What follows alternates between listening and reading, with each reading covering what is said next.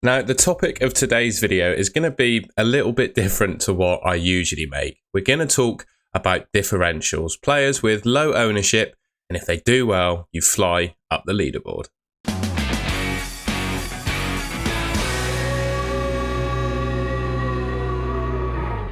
Now, the first player I wanted to talk about is Jarrod Bowen. 5.9% ownership, and I think the fact that he's been made West Ham's captain by their new manager kind of shows the role that he has in that squad. I genuinely think he's West Ham's best player now as well. He starts every game that he's fit for, usually plays 90 minutes. I think under this new manager, there's still a little bit of uncertainty there. And one thing I would say, consistently across his career, particularly playing for West Ham, he scores 10 to 20 goals every season he plays. Last season, right, 16 goals, 6 assists from 34 starts. You know, he was in a lot of people's teams last season, right? We all know how good of an asset he is. And I think 7.5 million for that kind of level of returns again this season is really good value. And one observation I'd make about Bowen as well, he is such a good finisher. Season on season, it's not just last season as well, the 2 seasons before that, he consistently outperforms his expected goals data. So you can see there he scored 16 goals last season from basically, what's that, 12 XG. You might be a little bit worried about that and think, oh, you know, is that really, can he keep up with that in future seasons, etc. But genuinely, he is such an elite finisher that we've seen this from him season on season. So I wouldn't be too worried about that. And the fact that he scored a goal already this season from 0.2 XG just shows, you know, again, how much of an elite finisher he is.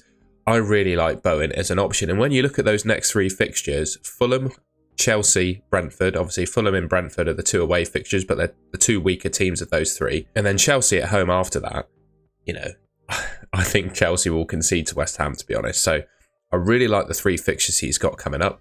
5.98% ownership. Like I said, I think he's a great FPL asset. The only box he doesn't tick is penalties. I think with Paquetá still being at West Ham, he's going to remain the penalty taker. I do think it's a bit of a shame that Bowen doesn't take them though for West Ham. Maybe that's changed under the new manager, but we can't bank on that, right? I still think regardless of that though, he is a really good option. Next up, we've got Nicholas Jackson. Now this might come with some mixed opinions from people watching this video, but you know, he does appear to be that first choice Chelsea number 9. Enzo Maresca seems to favour him in that position. He doesn't necessarily get the full 90 every game. I think he played between 60 and 70 minutes in game week 1 and 2, and then played the full 90 in game week 3. But he scored 2 goals and got 1 assist in that time from his 3 starts. And Chelsea, when you look at their next 4 fixtures, I wouldn't necessarily agree with the Brighton one being a green fixture, but I do think it's a pretty nice fixture run. Bournemouth, West Ham, Brighton, Nottingham Forest. Some pretty decent fixtures there. And this season he is putting up some pretty decent numbers so far, right? 3, as I said, 3 starts, 2 goals, 1 assist. And last season, right, he was just so poor from a finishing perspective, and I genuinely think it was a confidence thing with him. If he finished in line with his XG, we got 21.1 expected goals last season. So, you know, if he put all the chances away that he did get, or most of the chances away, or the chances away at least that he was expected to get, he'd have scored 21 goals last season. So, yeah, just bear that in mind. I think, you know, it's looking like he's renewed in terms of confidence. He's worked hard during the summer. He could, you know, produce that kind of XG total last season this year. Just something to bear in mind. And at 6% ownership, I think he could be a really nice differential, especially considering, you know, we've got the likes of João Pedro, Isak in the game, etc. But other than Erling Haaland, right now in my mind, there isn't like an absolute guaranteed second, third striker choice in the game right now. And it's an opportunity, I think, to go different. And 7.6 million, I think, is good value for the level of returns. Well, he got last season and he's getting so far this season. I think he could be a good option and a nice differential. Now, I've spoken about Phil Foden on, well, a couple of previous videos that I've made. And, you know, I can't say that any of these, well, some of them will carry risk at least. And that's kind of the nature of picking a differential, is that, you know, they carry with them a bit of a risk maybe of not playing. And right now I'd say that probably exists with Phil Foden. You know, he's missed game weeks 1, 2, well, 1 from not being fit from his international sort of tournament and break afterwards. Game weeks 2 and 3, he was ill, and there's a bit of a conspiracy as to what exactly happened there. He was picked in the England team, but then, you know, I don't think he got dropped. I think he just pulled out because of his illness. So I think he could well be in contention from game week 4. And if he is, I think he's a really, really decent option. And at 6.8% ownership in the game right now, That's one of the lowest ownerships you'll ever see Phil Foden on. And another thing to say as well is that ownership will be even lower amongst engaged managers, right? If you're watching this video, I would probably, you're watching FPL YouTube videos, I would probably consider you to be an engaged FPL manager, right? And he's going to be far lower than 6.8% ownership amongst engaged managers because he hasn't played for the first 3 game weeks, right? For the numbers he put up last season, 19 goals, 8 assists, he is really good value at 9.4 million in my mind. And also, when you compare him to other Man City midfielders that you could potentially pick in FPL, I'm thinking of Kevin De Bruyne in the main. He scores more goals than Kevin De Bruyne does. Total returns might be more favoured towards Kevin De Bruyne, but De Bruyne is the one who usually gets the assists, whereas Foden is more weighted towards goals, and particularly for midfielders in FPL, points are more weighted towards goals than assists. You get obviously 5 points for a goal and 3 for an assist, and that kind of makes it's nearly twice the points you get for an assist, right? And I think that's really important to bear in mind. Now, of course, we don't know if he's going to be fit for Game Week 4. I don't know that. I'm not saying he's a guarantee or anything. But one thing I do know is that Pep Guardiola is really upfront. He's actually quite honest and upfront about his players in his press conferences. So if Foden is fit and ready to play for Game Week 4, we will know about it in his press conference. So yeah, I think if he is fit and he's going to play, I think Foden is really good value at 9.4 million and also a really nice differential. I really, really like Brian Mbeumo in FPL. He's under 10% ownership at the moment, so I'm going to class him as a differential. And the reason that I really like Mbeumo is he just ticks all the boxes of a good FPL asset. He plays every game. He's on the pitch for 90 minutes every game, and he takes penalties and free kicks for Brentford. So he's their absolute talisman for their team, takes all the set pieces, and he plays every minute. And Brentford's fixtures, right, from game week 6 are absolutely awesome. And I would actually say only the Man City one, which of course they do have in game week 4. After that, I would back Brentford to be able to score in each of their fixtures. Tottenham are a good team, but they're not that good defensively. I think, Brentford could conceivably score against Tottenham in game week 5, right? And then you got West Ham, Wolves, Man United away, Ipswich at home, Fulham away, Bournemouth at home, Everton away, and Leicester at home. Those are fixtures where you would back Brentford to score in all of them, in my opinion, right? I think he's a great asset. Proven Premier League goal scorer last season, 9 goals, 7 assists from 22 starts. Of course, spent a bit of time out with injury. And the numbers he's putting up this year, not too far off in terms of the expected returns per 90. And he scored 3 goals from 3 games. So I think that says all you need to know. Brian Mbeumo is a really good option. And I got to be honest, I don't think he's going to stay differential for all that long. But right now, under 10% ownership, he certainly is one. Next up then, I wanted to talk about Semenyo because, well, I think he's probably emerging right now as the best midfielder. I think he's gone up to 5.6 now at the sort of 5.5 to 5.6 million price category. I always felt at the start of the season that picking a player in your team at this price point would be a good way to go for your team structure. And then we get 3 or 4 game weeks into the season, we work out who is the best, the player that's consistently putting the ball away or getting assists, etc., that looks like the outstanding option at this price point. And it certainly looks like Semenyo is that man at the moment. I think with Solanke being gone, there's a gaping hole for that kind of talismanic role in the Bournemouth team.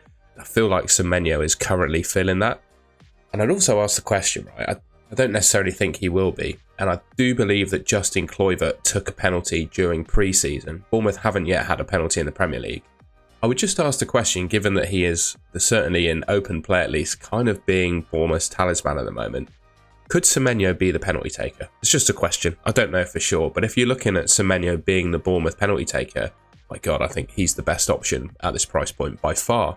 And right now he's only owned by 5% of the game. So, I mean, what more could you want, right? He's a nice differential, putting up some really good numbers at a really good value price. And also, when you look at his expected returns per 90 data this season, he is genuinely one of the most dangerous players in the whole league with this statistic at the moment.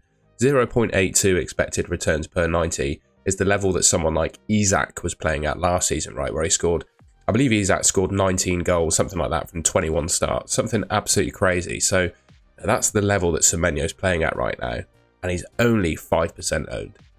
I've spoken about Andy Robertson on a fair few of my recent videos, but I think he's a really good option in this game. One thing I will admit though, I do think I may have got a little bit carried away by saying that he's better than Trent.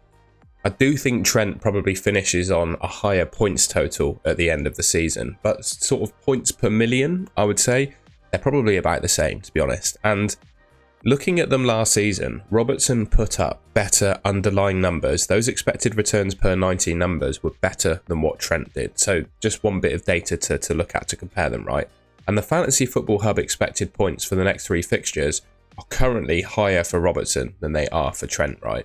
But I do think Trent is probably going to score more points. So the reason for going for Robertson is, well, you don't have enough money for Trent. I think Robertson is absolutely fine if you can't afford the 7 million for Trent. And also, with just how well Liverpool have been playing at the moment, particularly defensively, I would consider doubling up Robertson and Trent if you could, because surely, right, based on what we've seen so far, going for Andy Robertson is better than Guardiola, right? Guardiola is not playing in that inverted attacking fullback role that we saw from him last season. That's definitely not happening. And also, I would consider him to be better than Arsenal defenders as well. Arsenal have got some tricky fixtures coming up, whereas Liverpool have Nottingham Forest, Bournemouth and Wolves, right? Those are 3 more fixtures they could keep clean sheets in. So, yeah, I mean, looking at the alternatives at the price point, I do think Robertson is emerging as sort of that second best premium defender, if that makes sense, behind Trent. And yeah, I really like him as an option. And if you already have Trent, given that they've not conceded a goal yet, I think Liverpool are proving their worth defensively. I think a double up could serve you really well. The final player I wanted to talk about is Yoane Wissa at 6.1 million and 7.7% ownership. I think Wissa is probably my favourite kind of cheap striker in the game right now. When you look at the open play statistics for Brentford players, right, I do think Mbeumo is the best option for Brentford because he just ticks all the boxes. 90-minute man, penalties, free kicks, all those things, right? Across the season, he probably scores more points and gets more goals just based on the fact he takes those penalties and free kicks, right?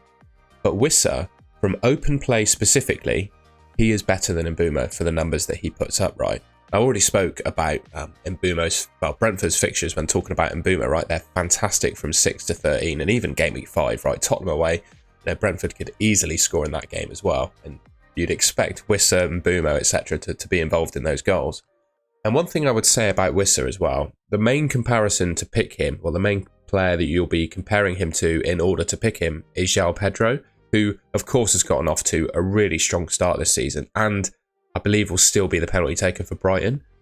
But with the sheer amount of options that Brighton have in those attacking positions, the fact that João Pedro is currently on international duty for Brazil, I would just question, is Wissa long term, not necessarily be next 2-3 weeks, but long term, is Wissa a better player to have in your FPL team than João Pedro? Because I believe you could pick Wissa in your team and he'll start every game. Every game that he's fit for, he will play.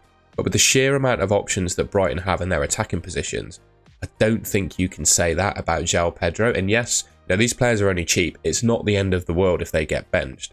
But the last thing you want is to be starting one of these players. They end up getting benched and they only score you 1 point from a substitute appearance. So even though they're only cheap and it doesn't really matter if they get benched, you don't want to be buying players in your team to start and then not end up playing. So yeah, for that reason, I really like Wissa, and I would ask the question to you, based on what I said about his minutes and the fixtures he's got coming up, is he better than João Pedro? Alright, and that's the end of the video. I hope you enjoyed that and found it useful. Like I said, it's not kind of my usual style to talk about differentials in my videos, so yeah, felt a little bit uncomfortable, to be honest, talking about players I consider to be a little bit risky. But if you enjoyed the video and found it useful, I'd really appreciate it if you could leave me a like rating. Let me know in the comments what you think of those differentials I've mentioned there. You know, if you disagree with me, ultimately FPL is all about different opinions, right? Just be polite about it in the comments. That's all I ask. And yeah, one more thing. If you enjoyed the video and want to see more content from me, you can subscribe to the Golden Goal channel, which should be just there on your screen. Thank you very much for watching, and I will catch you in my next video.